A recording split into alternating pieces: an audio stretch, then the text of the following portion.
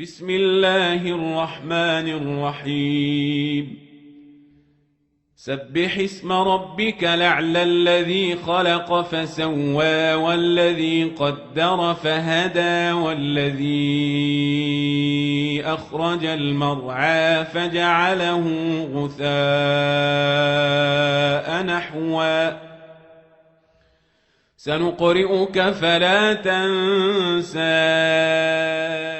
بسم الله الرحمن الرحيم الحمد لله رب العالمين والصلاة والسلام على سيدنا ونبينا محمد وعلى آله الطيبين الطاهرين واللعنة الدائمة الأبدية على أعدائهم أجمعين إلى قيام يوم الدين. Inshallah, we are going to take lesson 4 from MINHAAJ al-Salihin from Ayatollah al-Udma, Sayyid Ali Sistani, the laws of fasting. It's a whole chapter. So we are going to start from the invalidators today. So now if there is any question, please feel free to ask, because this is supposed to be a discussion class. In fiqh, we would like to hear if something is not understood, then we can you can ask the question during so we can try to explain. But let's see first, so the first and the second invalidator is food and drink. So he says, as I'm said that I'm going to read this part. If you find any problems in English which is not understood, it is different, let me know, because maybe there might be a typo, mistake or something. So let me know. So I'm going to just read the text in Arabic and explain it in English, so that your Arabic language also can become stronger. So first and second is eating and drinking. وهي أمور, several invalidators are there. الأول والثاني, the first and the second. الأكل والشرب, mutlaqan, absolutely, eating and drinking, okay, food and drink, absolutely. ولو كان قليلين, so even if there was a drop of water, you keep it on the tongue and swallow it, your fast is invalid. So whether it was from the usual way, mouth, or unusual like nasogastric tubing, feeding tube they put in the nose for many people. So because they can't swallow, they have some kind of cancer or some kind of serious operation here, so the swallowing, these muscles, they hurt them, so they put nasogastric. So they can fast, they are okay, but they so for them they have to eat from this tube, nasogastric, we call it NG tube. So it goes inside the stomach. So it relieves the burden of this kind of gulping, or I don't know what they say, swallowing. So, but here the question comes that if one drop of water comes on the tongue and you swallow it, then your fast is invalid. So that's a problem. Why? Because one drop, like when you do the mouthwash, when there are drops of water, so that's why we say do the mouthwash, like when you do the wudu or you do the toothpaste. So there must be at least one drop of water. So let's say if the tongue is dry and you keep a drop of water on the tongue and you swallow this drop of water, then your fast will be invalid. But when your tongue is wet and you have lots of saliva and the drop of water was kept, but it got consumed inside the saliva, that means the fraction was very minor, that it dissolved. So there's no trace of that water. And then you swallowed your saliva, that is okay.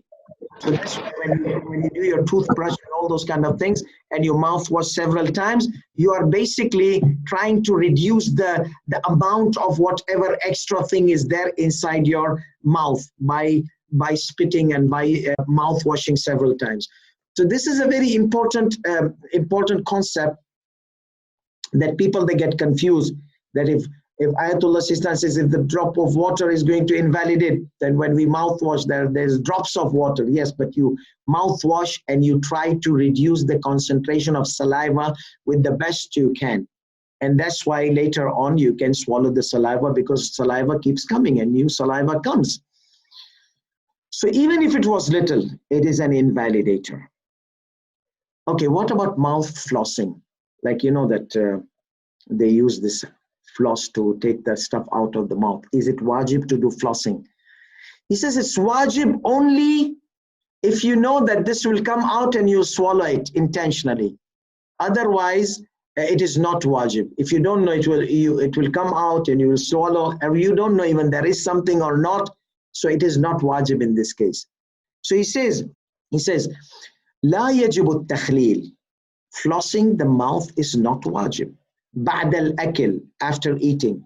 لمن يريد الصوم, for those who are planning to fast. وإن احتمل أن تركه يؤدي إلى دخول البقايا بين الأسنان. Even if he has probability, look at the difference. Now he's talking, even probably something might come and go inside the, and I may swallow it. Probably, not certainty. Probably, not knowledge. So even if there was a probability, like minor probability, احتمل, that if you leave it, it might go إلى دخول البقايا بين الأسنان في حلقه, that some of these particles between the teeth might go inside your throat. So ولا يبطل صومه. So this in this case, his fast will not be invalid, even if some particles go inside after that without flossing. So he did not floss, and accidentally, unintentionally, particles went down. It's okay. Your fast is okay, because remember, the fast is intentional based. You did not make your intention to break your fast. Okay. However, if there is something you know for sure is going to break your fast and you don't avoid it, then that means you made your intention to break your fast. You see, like the next segment. نعم لو علم أن تركه يؤدي إلى ذلك. Yes, he has knowledge that if he will not floss, like let's say his teeth has big gaps and he has his big chunks of meat and whatsoever. So يؤدي إلى ذلك وجب عليه التخليل. It is wajib on him to floss. Because what is the difference between first bullet and second bullet? First bullet, probability. Probably it might come out and it might be swallowed. In that case, even if it was swallowed, it's okay, because there's a probability.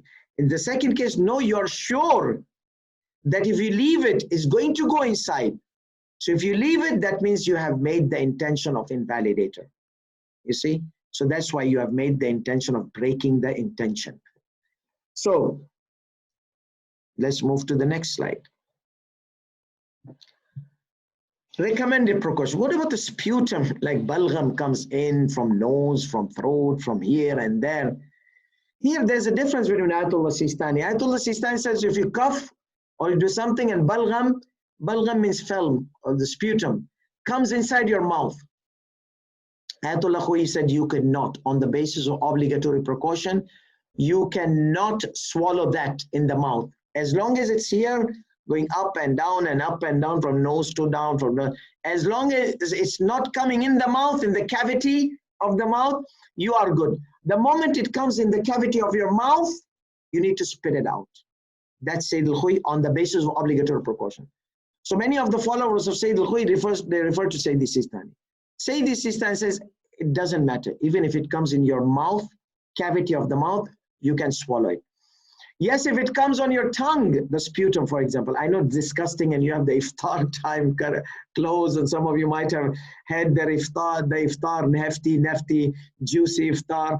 But this is a very practical mas'ala ruling. We all have to learn it. You have to teach it to your community members, because many of them, they freak out when the sputum comes in. So once it comes on the tongue, you cannot swallow it. Now it's out. Don't get it in. Just wipe it and wash your mouth and whatsoever. Don't get it in. However, if the sputum came in the cavity of the mouth, you can swallow it. It's better not to, but you can swallow it. So he says, al-ahwat istihbaban, based on the recommended precaution. عدم ابتلاع ما يخرج من الصدر, not to swallow whatever comes out of the chest, okay, from the mucus. أو ما ينزل من الرأس, or whatever comes from the nasal cavity here down. So something comes from the head, something comes from the chest. So you should, on the basis of recommended precaution, it's better. recommended, Sayyid al-Khuyat, obligatory precaution. It's better, recommended, not to swallow what comes from here or what comes from the chest and comes in the buccal cavity or the mouth cavity of the mouth. من الخلط, the sputum. إذا وصل إلى فضاء الفم, if it comes to the cavity of the mouth. Okay? So this is the reason Sayyid Sistani mentions here احتياط wajib, because some maraja they said احتياط istihbab, sorry. Some maraja said احتياط wajib, like Sayyid al-Khuwi. Sayyid Sistani says, to me, it is احتياط wajib. If it comes in the mouth, you can swallow it. Like what is a disgusting situation, but many people, they might be in work, they might be in salah, they might be in a different conditions and situation. So they have to swallow it. Whatever sputum comes in their mouth, they have to swallow it. They might not have tissue paper or something, because all this goes into the stomach and the stomach gets rid of it automatically. So now, وَأَمَّا إِذَا لَمْ يَصِلْ إِلَى فَضَاءِ الْفَمِ, but if it did not reach the cavity of the mouth, that means going up and down, then there is no problem in it. Okay? Then there is no problem in it. So even when it comes into the mouth, there is no problem in it. But it is recommended precaution to spit it. But if it doesn't come in, you don't have to say, look, I kind of don't, like pumping out. You don't have to pump out whatever is here. Let it go up and down. But if it's mouth, you can spit it out, recommended precaution. But here, you don't have to pump it out. There is no recommended precaution there. What about the saliva? Swallowing the saliva. As long as it's in your mouth, think about lemon juice, think about whatsoever releases your saliva, even if it is as large as a quantity of the cup full of saliva. So you can swallow it. You keep and collecting and collecting and collecting until your mouth becomes full with saliva. And you swallowed all this saliva, large quantity, that's fine. As long as you don't take it out, some people must, in the state of fasting, is it okay to swallow the saliva? Okay, let me collect my saliva in the Sahri time and keep it in the fridge and make it in a popsicle or something like that. And then when I'm fasting, so I will become hungry or thirsty, I'll just swallow my saliva. No, not that disgusting. So no, you can't. Once it's out, it's out. We are talking as long as it's inside your mouth. لا بأس بابتلاع البصاق المجتمع في الفم. There is no harm in swallowing the saliva which is collected in the mouth. وإن كان كثيرا, even if it was in large quantities. وكان اجتماعه باختياره, and the collection was done voluntarily, by choice, he made it happen, such as remembering the lemon, كتذكر الحامض, or a sour thing. I remember sour, I got like saliva now. Okay, so nourishment without swallowing. So what about those injections which nourishes you? He says, as long as you don't use this route, okay, there is no problem in it. As long as you don't swallow, okay, use the throat route. So that is the ruling here. Ruling number 985. لا بأس بما يصل إلى الجوف من طريق غير الحلق.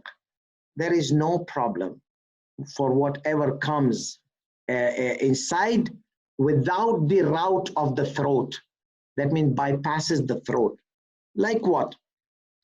And it is not considered eating and drinking. Eating and drinking as that you gulp and you munch, and there's a process of eating and drinking, and then you swallow. So it is not considered eating and drinking unless one thing, because there is an exceptional case for that.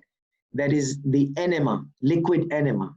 Liquid enema is like a suppository, but liquid form. That you cannot have while a person is fasting. A person cannot have that. And it's going to come, as it is going to be mentioned later. So now whatever goes inside our body, bypassing the throat, it is okay, even if it has nourishment in it, even if it is nourishes. So he says, فَإِذَا صَبَّ دَوَاءٌ فِي جُرْحِهِ. Let's say it's an injury somewhere big injury, somewhere in the stomach or something, and he keeps the medicine on it, and the medicine goes inside the injury and goes inside his stomach. Let's say there was a surgery and there was an injury and there was a hole to the stomach. I've seen like these cases in the hospitals. May Allah keep these things away from our beloved ones. أو أذنه, he kept medicine in his ears. أو في إحليله, in the urinary tract. أو عيني, in his eyes, because eye has this lacrimal duct, a small pipeline. Ear has a stachys line. So all these are connected with the throat, but it's not through the mouth. Okay, it bypasses the mouth. It bypasses this area. فإذا صب دواء في جرحه, if he places medicine in his injury. أو أذنه, or he pours the medicine inside his ears. أو في إحليله, or inside his urinary tract. أو عينه, or inside his eyes. فوصل إلى جوفه, and this medicine was penetrated, reached inside this person. لم يضر بصحة صومه, it will not harm his fast, it will not invalidate his fast, it will not harm his fast. وكذا إذا طعن برمح أو سكين فوصل إلى جوفه غير ذلك. Somebody came and stabbed a guy in his stomach. Now his stomach has part of the knife, but does it invalidate his fast? No, it's not eating, it's not drinking, it's just it went inside, but it did not it will go inside. So what about that guy who puts the sword like this inside? Obviously, yes, he's invalidating his fast. The sword goes like that. I don't know what kind of silly tricks they make. So the kind, anything goes inside from here, invalidates. From any other route, does not invalidate. Let's see this ruling. So we mentioned about these things. So then you have this sistani.org. You have some rulings related, and many people, they ask this question. So I said, let me just go through these things. So the question they ask, say this Sistani, is it okay to put nose drops? Because some of the Maraja, they say no, nose drops invalidate your fast. So he says, نعم يجوز إذا وثقت بأنه لا ينزل إلى الجوف. You kept the nose drops, but you are going to make sure that it's not going to go inside. You're going to prevent it from going inside. Okay? So you're going to, once you feel that taste, you will pump it out and spit it out. You will not allow that nasal drops to go inside directly. No, inside your stomach. If it goes inside the lung, there's no problem. But it does not go inside the lung. It goes inside the throat, esophagus. وإن تعدى شيء من ذلك إلى الحلق من غير قصد ولا علم بأنه يتعدى قهرا. So let's say without any intention, من غير قصد ولا علم, without any intention. Remember, fast is purely intentional based. You did not intend to swallow. Who the heaven will swallow? It tastes so bitter. I don't know, maybe somebody who loves bitterness, perhaps. So this comes inside, the medicine comes inside the throat.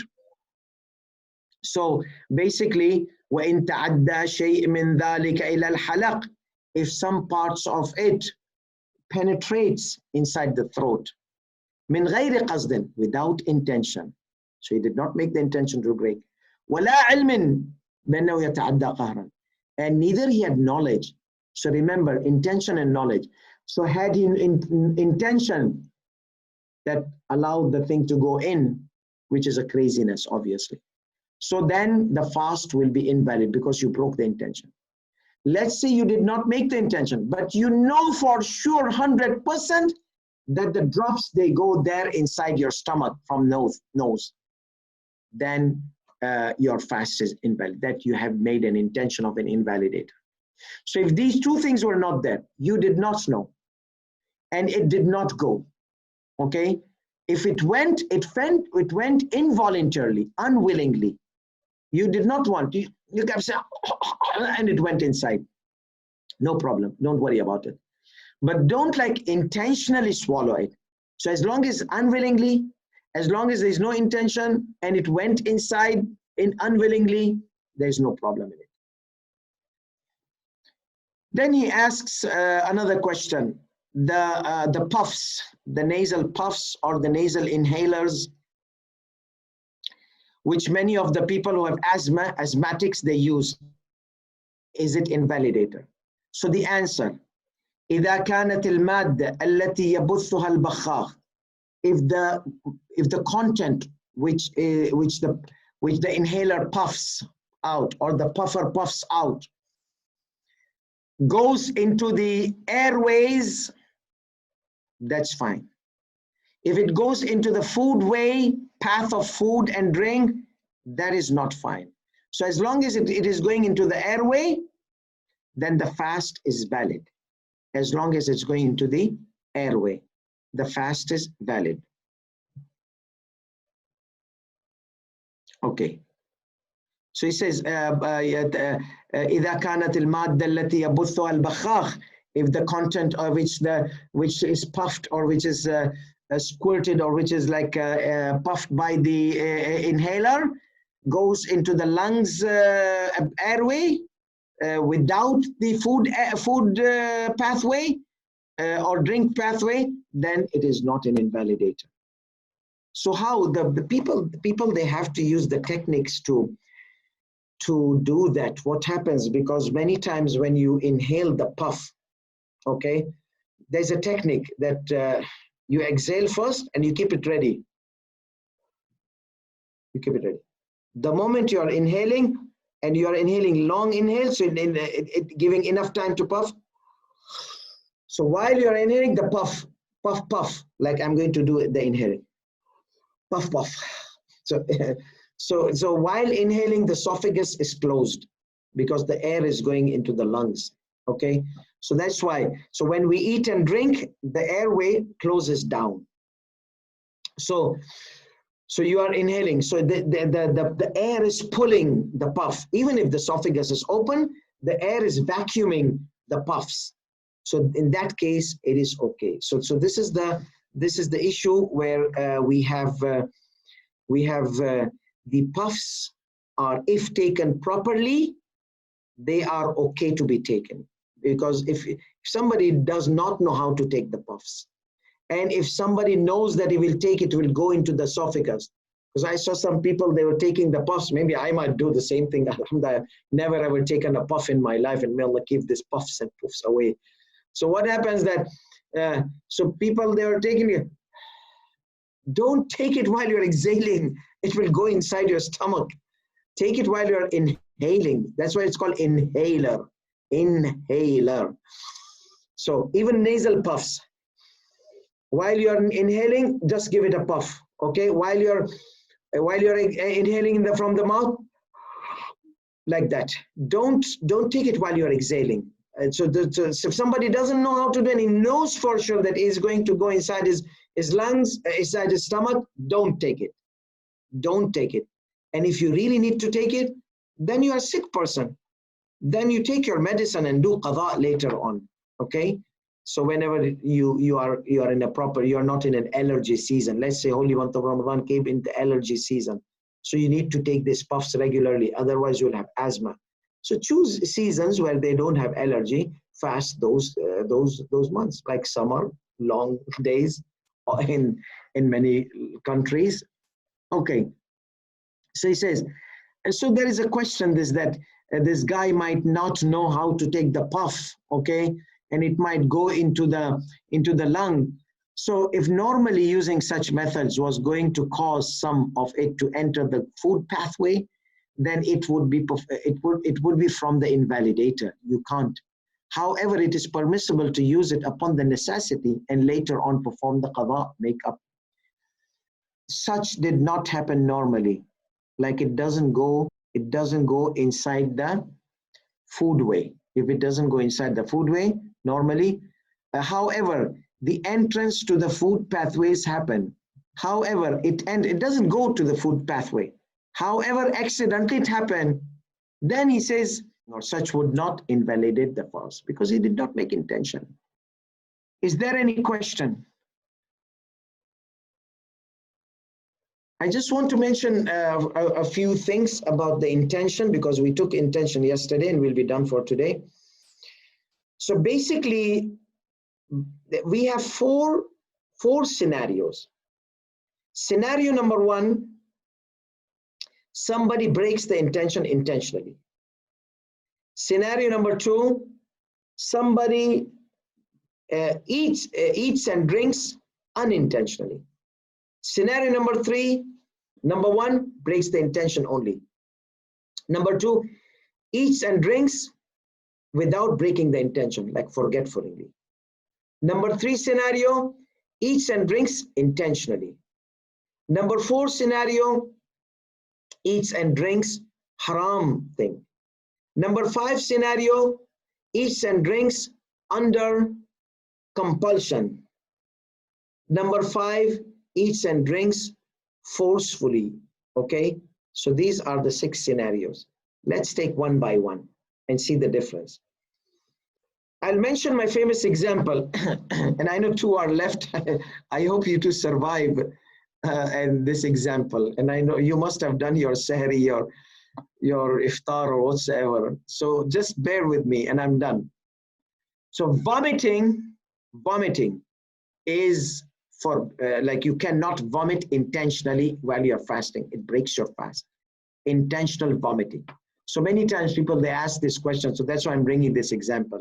Okay, I'm bringing this example that many people, they think that unintentional vomit breaks their fast. And then they start eating food and drink and whatsoever. If they are sick, they can eat, it's okay. But they cannot break because it was unintentional. Their intention did not break. So I'll give you the 6 scenarios in the example of vomiting. Okay. Number 1 scenario. The guy did not have any intention to vomit. He ate some stuff in Suhri and whoops, daisy, he vomited. He didn't want to vomit. So here, his fast will be okay because his intention did not break. That's number 1. Number 2, a guy ate something, realized that if that stays in his stomach, then it's going to cause him harm because the poison is going to spread all in the body. So before the spread of the poison in the whole body, he just wants to get it out. So he starts putting his finger on his throat and he moves the finger, whoops, came out. So now what will happen to this person? So yes, he is going to, you can share the answer. He's going to do qada. Why? Because he broke his intention. Intentionally vomited. Yes, he was under necessity, under state of circumstance, severe circumstances, preventing himself from being poisoned. So what happens here? He's preventing himself from being poisoned, so he vomited. So here, he will have to make up one day. His fast broke down, and he will have to continue this day as long as he's not sick. But kafara will not be there. Why? Because he did not make, he was not doing it for the joy or for something. No, he wants to vomit just for the sake of vomiting. No, he did not do like that. So that is the case where his vomit is okay. He doesn't need to worry about it. But qada will be needed. There's no kafara.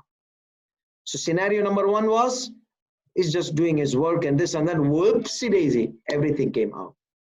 That was number 1. Number 2 scenario,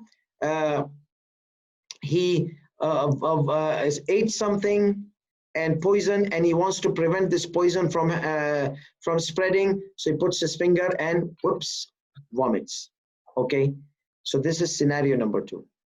Scenario number 3. Scenario number 3 is intentionally. No, let's keep intentionally. Like, how can a person intentionally, like without any, just for fun? Let's say there was a competition of vomiting party. Okay, there's a group of mischievous people. they want to do a party of vomiting. Whoever vomits first, so he's going to be given a prize. So they put the second, who's going to vomit in like the earliest vomit. So there are 5 people that are taking the challenge, and everybody starts to put his finger inside his mouth, and they start moving, the irritating the throat, and whoops, one after another. So now the first vomiter is the winner. So now this vomiting happened for the sake of fun, okay? And they were fasting. So here they have qada and kafara. Qada and kafara. So this is the vomiting party of the vomiters. Who's going to vomit first? So this is the voluntarily vomiting party. Okay, now a mu'min guy was taken in this vomiting party. So he came there, and he thought it must be a joke or something like that. He came there, he said, wow, what is this? Vomit after vomit. He could not hold himself. He threw up. Wow, oopsie daisy, vomit came out. So now this person, mu'min person who came there, does he have to do qada? Does he have to do kafara? Does he have to do, what is his responsibility? We will say nothing. He did not make intention, but the smell and a lot of things he saw, he could not tolerate. Whoops, came out. So he did not do it intentionally. But there is another case. If he knew that he cannot tolerate vomit, he cannot tolerate seeing other people's vomit or smell of vomit. So he came and he did. We will say, see, you knew that you cannot tolerate and you came to this party. So you will have to do qada and kafara because you knew. If a probability was there, it's okay. But no, you knew that you are going to vomit. Why did you come? So pay the qada and kafara just to be with the party. That's now scenario number 5. Scenario number 5. Okay. So here, this mu'min guy comes here. He's strong. He doesn't want to vomit, and he is like with the strong will, and he has this power not to vomit. Okay. So now he comes there, and everybody started vomiting here and there. So this guy, they say, come on, yalla, come on, bismillah. You're the only one left. No, I don't want to do, I don't want to. So they bring the gun point. Vomit, otherwise we'll shoot you. So he vomited. He had to vomit. Okay, I'm vomiting. He had to vomit. So now, what is his responsibility? If you want to share, you can type in the chat what is going to be his responsibility. Nothing, or only qada, or only qada and kafara.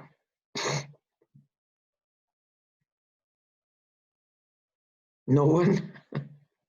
I hope you did not go to vomiting, everybody. From vomiting. You left the screen open and then everybody left for vomiting. So anyhow, if you are there, it's good. If not there, then follow the tube, the lecture. As long as you're not having iftar, otherwise pause this lecture because it's going to make you vomit. So now, this guy on the gunpoint, he was told to vomit. So he vomited. So did he break his intention? Yes, he broke his intention. He intended to vomit. He kept the hand in and started irritating his throat. So he intended and he did something. So he broke his intention. So there is a qada, but will there be kafara? We will say kafara, no. Why? Because there was a gunpoint. So he was under the case of, like the one was sick and he had to vomit. So he had a gun on his head. Okay. Now, last scenario, and I'm done with for today. Because I'm going to bring these examples in our coming days. We are going to see mukrah, muttar, all these kind of things are different applications of the rule. So you have to know it. You'll have to tolerate this vomiting. Last scenario. This guy, he says, shoot me. I don't care. I'm not going to waste my fast. I'm not going to vomit. Shoot me. He's like a superhero. So what they do, like they forcefully make him vomit. Forcefully. How? The guy, they come, they do the gang vomiting. They hold his hands and somebody holds his head. He says, no, no, no, no, no, no, no, and forceful, and to open his mouth. And then one guy started his, whoops, daisy, a volcanic eruption, vomit came out. So now, in this case, what is his duty?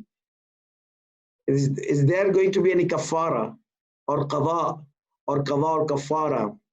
Anyone wants to answer? This is the last scenario and we are done. No one wants to answer? Are you guys there? Is there any question you want to ask? Okay, I'm going to just finish it. So, there is no qada. He did not break his intention. There is no kafara. Obviously, he did not break his intention. He did not do it. Others, they forcefully did on him. Okay, so there is no qada. There is no kafara. There is no sin, nothing on him. He can continue his fast. After all, his food has gone out. His nice biryani and all the nice sehri he did, all gone. So now he will have to do extra sabr. So these are the cases. So again, I'll repeat the index, the case, not the vomiting. Anything, it can happen. This case can happen for food and drink as well. Okay, for any of the invalidators. So number one, person breaks the intention. Number two, number one, a person does not break the intention. I did not mention the example. So this guy vomited and realized, oh my goodness, today is the holy month of Ramadan. So he forgot. So number one, a person forgets, vomits intentionally. We said nothing on you. You did not break your intention. Number two, a person breaks the intention but does not vomit. Qada. A person breaks the intention due to the necessity, like for example, the sickness or some poison, consume poison, or somebody pulling a gunpoint on his head. So that is also qada only. Number three or four, intentionally eating something. So there will be qada and kafara. Intentionally eating haram thing, alcohol and pig and all those kind of things. The kafara here, some of the maraja, they say, if you invalidate your fast on haram, the kafara is multiplied. The penalty is multiplied. So here, the penalty, but Ayatollah Sistani says the recommended precaution to multiply the penalty. That means feed 64 and fast 60 days as a recommended precaution. And then after that, a person was forcefully, like the people, they held his head and everything, and they start putting food and drink and all those kind of things. We say there is no problem in this. So let's say you go to the dentist, okay, and your mouth is wide open and the dentist is working his dental, and you have this suction. So you are doing the suctioning of the fluids. The doctor gives you in your hand, so that nothing is being swallowed, no medication, nothing is going inside your throat, because you're doing the suctioning. And you know that it will not go because you can take care of that, you can handle it. But accidentally, some of the liquid went inside.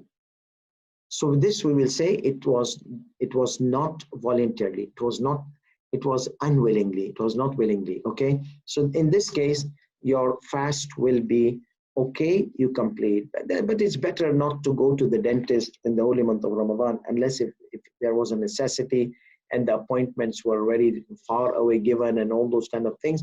Otherwise, it's better not to go to the dentist while you're fasting. وآخر دعوانا الحمد لله رب العالمين وصلى الله على محمد وآله الطيبين الطاهرين والسلام عليكم ورحمة الله وبركاته. صلي على محمد وآل محمد اللهم صل على محمد وآل محمد اللهم صل على محمد وآل محمد اللهم صل على